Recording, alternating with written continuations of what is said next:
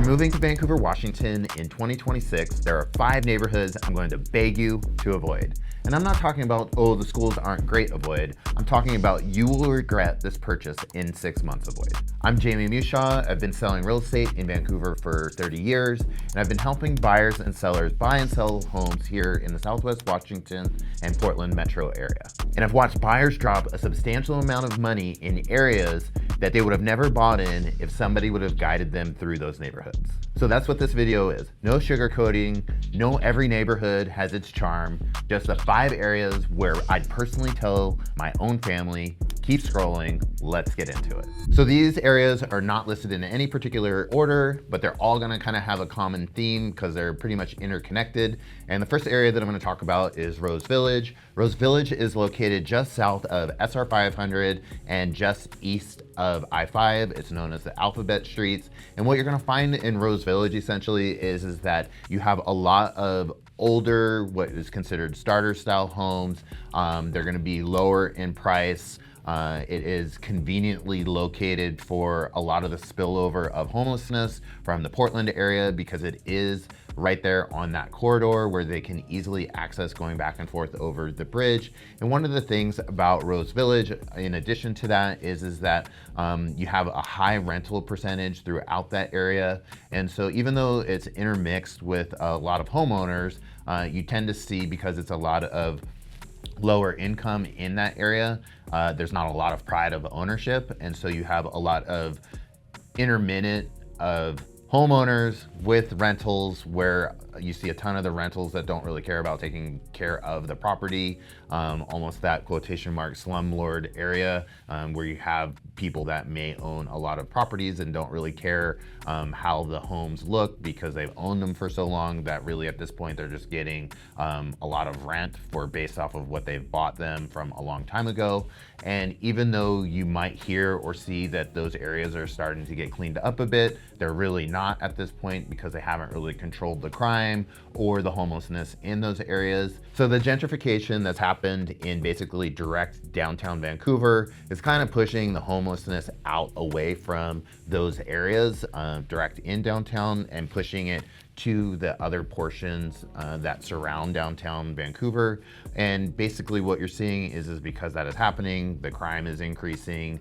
You're gonna have a lot more noise and traffic throughout these particular areas. And what will happen is that if you're buying in those areas and it's pushing all of the homelessness and crime into that particular portions, then if you have purchased in there, it can potentially have a resale headache of, are you going to get the amount of money that you want to get out of your home because of these issues that are surrounding it? Not to mention that if your house is next to one of these rentals, that is always going to affect your resale value. The next worst neighborhood in Vancouver to stay away from is going to be the 4th Plain corridor. And that's just going to be right off of where Rose Village is. Again, it has a high homelessness area. Crime is not great there either.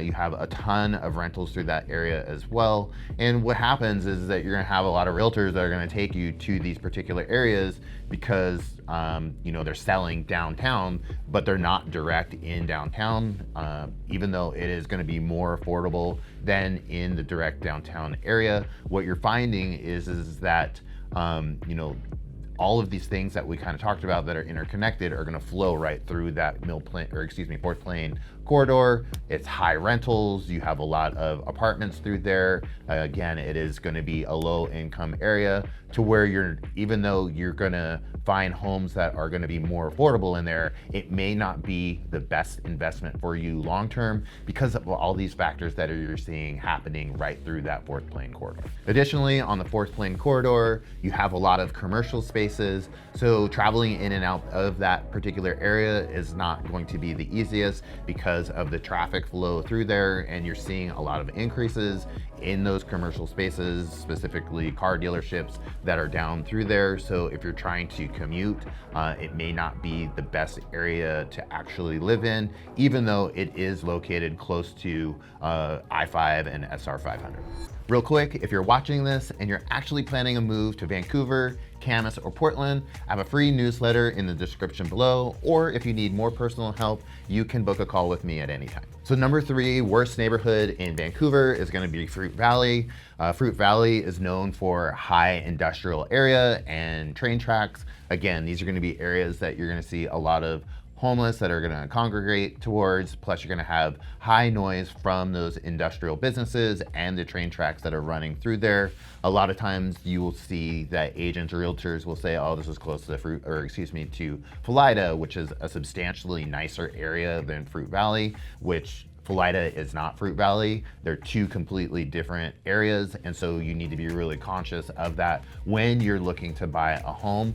Again, right down in the Fruit Valley area, you have high rental area with mixed in through homeowners, so you have to be conscious of any type of homes that you're looking at down in there to make sure that, you know, from one street to another can change substantially. So if you're considering buying in Fruit Valley, you need to really drive through all of the streets that are down through there. They are trying to clean it up, but again, you have a high level of crime and you have a high level of homelessness down through that area. So in Fruit Valley, you'll find a lot of income restricted housing, which you'll also find in a lot of these other areas, which is not necessarily a bad thing, but as a homeowner, that's something that you have to take into consideration when you're looking to buy, because this is your investment. And one of the things that you have to really think about if you're investing in a home is future resale value. And again, that just goes back to really doing your research and looking through each one of those streets, and is the home that you're considering purchasing,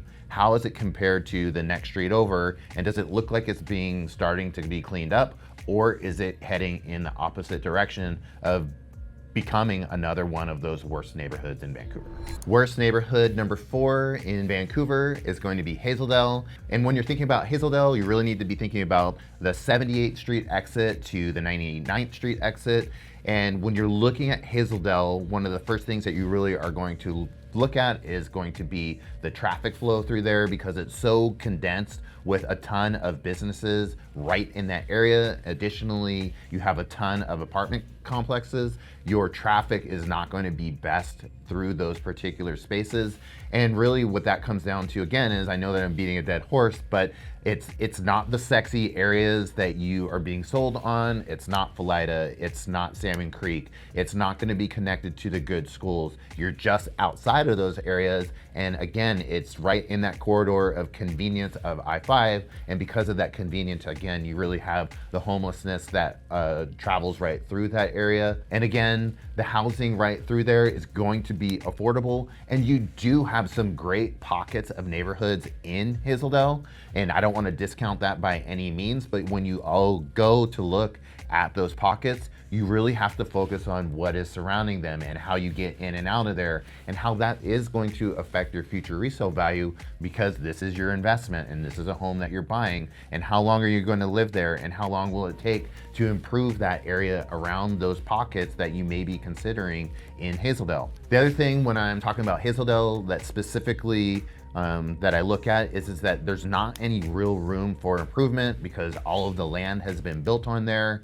A lot of the commercial spaces that are along the Hazel corridor are older, and so really for any improvement to happen in there is going to be basically tearing down, destruction of the property. You're gonna have to have some major improvement that happens within Hazel to see an uptick in home values for that area. Like something very specific has to happen in Hazel in order for you to see true improvements throughout that corridor. And you know, again, you just really need to focus on how that would affect the value of homes when you're looking to purchase there in Hazel. Last worst neighborhood in Vancouver is going to be St. John's. And to me, St. John's is going to be very similar to how the Hazel area is. St. John's is spread out a little bit more in terms of housing and location of commercial businesses and industrial through that. But the one thing that when you're going through St. John's, you have to drive through all of that in order to get to these neighborhoods. You have a high saturation, again, through rentals, apartments, homelessness, and as I've already mentioned, industrial and commercial spaces. And so with St. John's, there's not like a real flow of neighborhoods that are there. It's more of sporadic and spread out.